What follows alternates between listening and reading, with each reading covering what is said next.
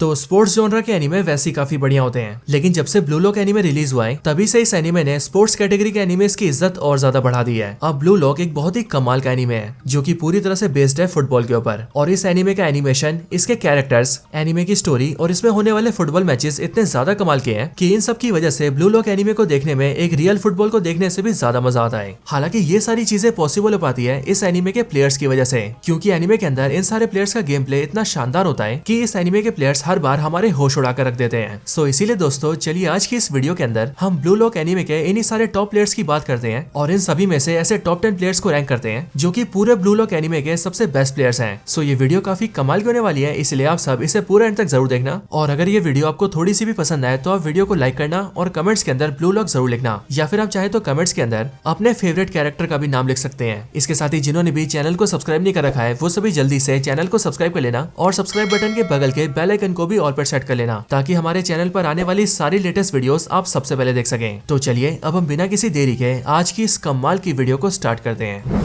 तो इस वीडियो को स्टार्ट करने से पहले मैं आपको बता दूं कि इस वीडियो के अंदर हमने जिन भी प्लेयर्स की रैंकिंग की है वो सारे प्लेयर्स ब्लू लॉक के एनीमे से बिलोंग करते हैं, और इसीलिए आपको इस वीडियो के अंदर ऐसा कोई भी कैरेक्टर नहीं दिखेगा जो कि अभी सिर्फ और सिर्फ ब्लू लॉक के मांगा में अपीयर हुआ है। और ऐसा इसीलिए क्योंकि काफी लोग एनीमे देखते हैं, जिस वजह से अगर हम इस वीडियो के अंदर मांगा के प्लेयर्स की बात करेंगे तो फिर इस लिस्ट के अंदर काफी सारे ऐसे प्लेयर्स आ जाएंगे जो कि एनीमे के अंदर कभी नहीं दिखे हैं, और ये चीज सिर्फ एनीमे देखने वालों को थोड़ा सा कंफ्यूज कर सकती है। एंड इसीलिए हमने ये डिसाइड किया है कि इस वीडियो की रैंकिंग को हम पूरी तरह से एनीमे के ऊपर बेस्ड रखेंगे, और वीडियो के अंदर जो प्लेयर्स की रैंकिंग होगी वो भी हम एनीमे के अंदर चलने वाले करंट मैच के हिसाब से करेंगे, यानी कि blue lock 11 versus Japan under 20 match के हिसाब से। सो अब अगर आपने इन बातों को समझ लिया है तो फिर चलिए अब हम रैंकिंग को स्टार्ट करते हैं।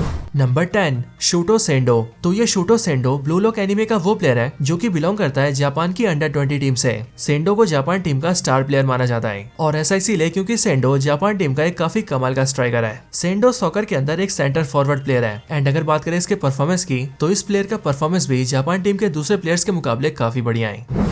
नंबर 9 हियोमा चिगिरी। तो चिगिरी पूरे ब्लू लॉक के सबसे बेस्ट प्लेयर्स में से एक है, जो कि जाना जाता है अपनी सुपर स्पीड की वजह से। चिगिरी के भागने की स्पीड लाइटिंग फास्ट है, और चिगिरी को अपनी स्पीड पर पूरा भरोसा भी है। चिगिरी की सबसे ग्रेट स्ट्रेंथ भी उसकी स्पीड ही है, यहाँ तक कि इसकी स्पीड इतनी ज्यादा है कि पूरे ब्लू लॉक फैसिलिटी के अंदर ऐसा कोई भी प्लेयर नहीं है जो कि स्पीड के मामले में चिगिरी को बीट कर सके। और इसीलिए जब फील्ड पर चिगिरी के पास बॉल होती है तब उस टाइम पर गोल तक जाने से उसे कोई नहीं रोक सकता है। इन सब के भी ऊपर चिगिरी के लेग में एक इंजरी भी है, और वो इंजरी इतनी सीवियर है कि वो किसी भी प्लेयर को फुटबॉल खेलने से आराम से रोक सकती है। लेकिन ऐसी इंजरी होने के बाद भी चिगिरी ने फुटबॉल को लेकर कभी हार नहीं मानी है, और इसीलिए एक मेजर लेग इंजरी होने के बाद भी चिगिरी ब्लू लॉक एनीमे का one of the best player है।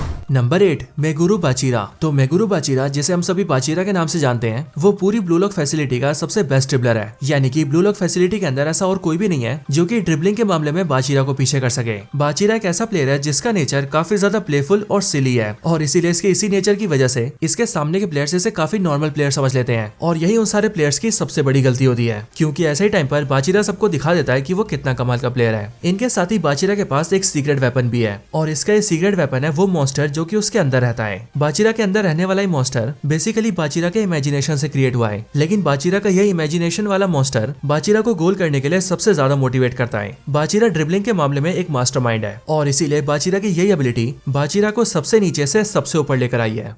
नंबर 7 शोएब बारो। तो बारो ब्लू लॉक एनीमे का एक ऐसा कमाल का प्लेयर है जिसे एनीमे के अंदर किंग के नाम से भी जाना जाता है, और ऐसा इसीलिए क्योंकि बारो की फुटबॉल स्किल्स बहुत ही कमाल की हैं। बारो नेचर वाइज एक स्ट्रॉन्ग और अनस्टॉपेबल कैरेक्टर है, और इसीलिए जैसे स्किल्स बारो के पास है वैसे ही बारो के अलावा बहुत ही कम प्लेयर्स के पास है। हालांकि बारो की पर्सनैलिटी काफी ज्यादा रूड है, लेकिन तब भी बारो एक बहुत ही स्ट्रॉन्ग और ग्रेट फुटबॉल प्लेयर है जो कि फुटबॉल ग्राउंड के ऊपर सिर्फ और सिर्फ अपने सामने वाले को डिस्ट्रॉय करना चाहता है। और फुटबॉल ग्राउंड के ऊपर बारो का यही मोटिव होता है कि वो अपने अलावा सारे प्लेयर्स को डिस्ट्रॉय करके अपने आप को बेस्ट साबित कर सके। बट हाँ, बारो के इसी नेचर की वजह से उसके अंदर टीम वर्क नहीं है, एंड शायद इसीलिए बारो को ब्लू लॉक के टॉप 11 के अंदर शामिल नहीं किया गया था। हालांकि तब भी बारो की स्किल्स को देखते हुए उसे रिजर्व में रखा गया था, और सिर्फ ये नहीं बल्कि जब मैच हुआ था तब उसमें बारो ने एज अ रिप्लेसमेंट प्लेयर बनकर फुटबॉल मैच को खेला भी था, और इतोशी रिन, नागी और इसाकी के अलावा चौथा ऐसा प्लेयर बना था जिसने की जापान टीम के खिलाफ गोल किया था। Number 6 Oliver Aiko. Oliver Aiko Japan की अंडर 20 टीम का कैप्टन है जो कि फुटबॉल को प्ले करता है as a center back player के तौर पर। ओलिवर को जापान टीम के सबसे बेस्ट प्लेयर्स में से एक माना जाता है। एंड अगर बात करें ओलिवर आइको की पर्सनैलिटी की, सो ये बेसिकली एक टॉल और मस्कुलर यंग मैन है जो कि फुटबॉल खेलने में बहुत ज्यादा स्किल्ड है। ओलिवर आइको अपनी टीम का एक ग्रेट डिफेंडर है और फील्ड पर किसी भी बॉल को डिफेंड करने की इसकी एबिलिटी कितनी कमाल की है ये मांगा रीडर्स बखूबी जानते होंगे। इनके साथ ही ओलिवर आइको न सिर्फ एक अच्छा प्लेयर है बल्कि वो फुटबॉल ग्राउंड के ऊपर बहुत ज्यादा फास्ट भी है और ये अपने अपोनेंट के मूव्स को पहले से प्रेडिक्ट भी कर सकता है। नंबर 5 सेइशिरो नागी। तो नागी ब्लू लॉक एनीमे का सबसे यूनिक कैरेक्टर है और ऐसा इसीलिए क्योंकि नागी की जब शुरुआत हुई थी तब वो बहुत ही ज्यादा लेजी आदमी था, लेकिन जैसे जैसे ब्लू लॉक के इवेंट्स बीतते गए वैसे वैसे नागी के अंदर भी काफी सारे चेंजेस आते गए एंड अपने आसपास के कंपटीशन को देखकर नागी भी निकल गया पूरी दुनिया के सबसे बेहतरीन सॉकर प्लेयर बनने के रास्ते पर। नागी अपने शुरुआती दिनों में अपने फ्रेंड रियो के साथ ही मैचेस खेलता था और वैसे तो नागी और रियो दोनों ही काफी अच्छे प्लेयर्स हैं, लेकिन अगर इन दोनों में भी चुना जाए तो इन दोनों में भी नागी सुपीरियर प्लेयर है। नागी एक ऐसा प्लेयर है जो कि गोल्स को स्कोर करने में बहुत माहिर है, उसकी मूवमेंट्स बहुत ही फास्ट है और इनके भी ऊपर फुटबॉल के ऊपर नागी का कंट्रोल बहुत ही कमाल का है और इसलिए जब तक बॉल नागी के पास रहती है तब तक बॉल को अपने पास लाना किसी भी प्लेयर के लिए बहुत ज्यादा हार्ड हो जाता है। Number 4 Yoichi इसागी। तो सही मायनों में देखा जाए तो वो इसागी है जो कि फुटबॉल का एक असली प्रोडिजी प्लेयर है और ऐसा इसीलिए क्योंकि इसागी के पास एक बहुत ही कमाल का वेपन है और इसागी का एक ग्रेट वेपन है उसका विल पावर और उसकी ईगो जो कि उसे हमेशा ही अपने से बेहतरीन प्लेयर से कम्पीट करने के लिए इंस्पायर करती है और उन्हें भी बीट करके उनसे आगे निकलने के लिए मोटिवेट रखती है। इसागी योइची ब्लू लॉक एनीमे का मेन प्रोटैगोनिस्ट है, यानी कि यही वो मेन बंदा है जिसके आसपास पूरा ब्लू लॉक रिवॉल्व कर रहा है। और अगर हम एनीमे के अंदर इसागी के कैरेक्टर आर्क की बात करें तो पूरे एनीमे के अंदर इसागी के कैरेक्टर में ही सबसे ज्यादा ग्रोथ आया है क्योंकि इसागी भी उन गिने चुने प्लेयर्स में से एक है जो कि अपने आप को ब्लू लॉक के अंदर सबसे नीचे से सबसे ऊपर लेकर आए हैं। इसागी का विल पावर सबसे स्ट्रॉन्ग है और इनके साथ ही इसागी का जो ईगो है वो उसे तब तक इंस्पायर करता रहेगा जब तक कि इसागी खुद को पूरी दुनिया का सबसे बेस्ट स्ट्राइकर ना बना ले। नंबर 3 रूसे शीडो। तो शीडो लिटरली ब्लू लॉक एनीमे का एक पावर हाउस है। शीडो असल में एक बहुत ही वायलेंट प्लेयर है और इसीलिए फील्ड पर अपने फुटबॉल मैचेस को भी बहुत ही वायलेंटली खेलता है। शीडो फिजिकली काफी ज्यादा ओवर पावर्ड है और शीडो की जो फिजिकल स्ट्रेंथ है वो शीडो को एक ऐसा अनबीटेबल प्लेयर बनाती है जो कि जब तक फुटबॉल के फील्ड पर होता है तब तक उसकी बराबरी कोई नहीं कर पाता है। शीडो के अंदर फुटबॉल मैचेस को लेकर एक्सट्रीम पैशन है और जहां ब्लू लॉक के दूसरे प्लेयर्स अपने आप को दुनिया का सबसे बेस्ट फुटबॉल प्लेयर देखना चाहते हैं, वहीं पर ही शीडो के मन में ऐसी कोई भी इच्छा नहीं है, बल्कि इन सबसे हटकर शीडो तो फुटबॉल को सिर्फ इसीलिए खेलता है क्योंकि फुटबॉल खेलने में उसे बहुत मजा आता है और इसीलिए जब तक शीडो फुटबॉल के फील्ड पर होता है तब तक उसके फास्ट रिफ्लेक्सेस, एजिलिटी और उसके कमाल के फिजिकल स्ट्रेंथ के सामने कोई भी नहीं टिक पाता है। Number 2 Itoshi Rin. तो इतोशी रेन पूरी ब्लू लॉक फैसिलिटी का सबसे बेस्ट प्लेयर है और इसीलिए ब्लू लॉक के टॉप 11 प्लेयर्स के अंदर भी इतोशी रेन की रैंकिंग नंबर 1 की है एंड वो ही पूरी टीम का कैप्टन भी है। रेन फुटबॉल का एक मास्टर प्लेयर है क्योंकि इसकी फुटबॉल स्किल्स बचपन से ही बहुत ही शार्प है और ऐसा इसीलिए क्योंकि इतोशी रेन एक एक्सट्रीमली टैलेंटेड फैमिली से बिलोंग करता है और इसीलिए अच्छा फुटबॉल खेलना इतोशी रेन के खून में है। यहाँ तक कि अगर इतोशी रेन के भाई इतोशी साई को छोड़ दिया जाए तब तो शायद पूरे जापान के अंदर ऐसा कोई भी प्लेयर नहीं है जो कि फुटबॉल के अंदर इतोशी रेन को टक्कर भी दे सके। इतोशी रेन को एक गॉड लाइक प्लेयर माना जाता है और वो भी सिर्फ और सिर्फ उसके एक्सट्रीम टैलेंट की वजह से। इतोशी रेन फुटबॉल के अंदर बॉल्स को किक करने में एक्सपर्ट है, उसकी फुटबॉल शूटिंग बहुत कमाल की है, वो अपने गोल को फील्ड पर खड़े खड़े कैलकुलेट कर सकता है, उसकी स्पीड और रिफ्लेक्सेस बहुत बढ़िया है और तो और इतोशी रेन जैसी ड्रिबलिंग भी बहुत ही कम प्लेयर्स कर पाते हैं।